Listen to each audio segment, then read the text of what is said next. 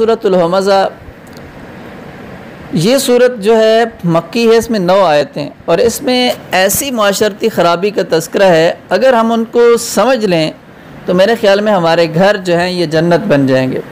اور اسی طریقے سے ہمارے جو معاشرتی معاملات ہیں، ہمارے جو فیملیز ہیں، ان کے جو آپس کے اختلافات ہیں اور جو معاشرتی جہاں پر ہماری اجتماعی شکلیں ہیں وہ بڑی جنت نظیر بن جائیں گی، ہمیں امن مل جائے گا، سکون مل جائے گا، اطمینان مل جائے گا۔ دیکھیں جو چیزیں ہمیں بالکل تباہ کرتی ہیں وہ چیزیں کیا ہیں، دیکھیے اس صورت میں بسم اللہ الرحمن الرحیم ویل لکل ہمزۃ لمزہ، بڑی خرابی اس شخص کی جو پیٹھ پیچھے دوسروں پر عیب لگانے والا اور منہ پر تانے دینے کا عادی ہو۔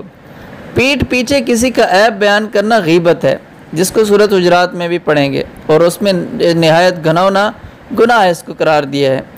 اور کسی کے منہ پر تانے دینا جس سے اس کی دل آزاری ہو، اس سے بھی بڑا گناہ ہے، اور اس کو ہم گناہ سمجھتے ہی نہیں عام معاشرتی مزاج میں۔ الذی جمع مالا وعددہ، جس نے مال اکٹھا کیا ہو اور اسے گنتا رہتا ہو۔ یحسب ان مالہ اخلدہ، وہ سمجھتا ہے کہ اس کا مال اسے ہمیشہ زندہ رکھے گا۔ جائز طریقے سے مال حاصل کرنا کوئی گناہ نہیں ہے، لیکن اس کی ایسی محبت کہ ہر وقت انسان اسی کی گنتی میں لگا رہے، اسے گناہ پر آمادہ کر دیتی ہے۔ اور جب کسی شخص پر مال کی محبت اس طرح سوار ہو جائے تو وہ یہ سمجھتا ہے کہ میری ہر مشکل اسی مال کے ذریعے آسان ہوگی، اور موت سے غافل ہو کر اور دنیا داری کے منصوبے اس طرح بناتا رہتا ہے جیسے یہ مال اسے ہمیشہ زندہ رکھے گا۔ کلا، یہ کیفیت نہیں چاہیے، ہرگز نہیں۔ لَيُنبَذَنَّ فِي الْحُطَمَةِ، اس کو تو ایسی جگہ میں پھینک دیا جائے گا جو چورا چورا کرنے والی ہے۔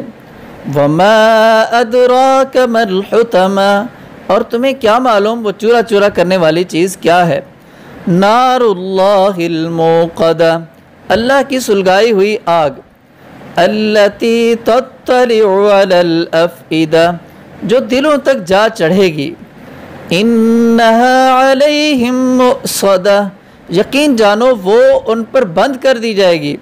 فی عمد ممددہ، جبکہ وہ آگ کے لمبے چوڑے ستونوں میں گھرے ہوئے ہوں گے۔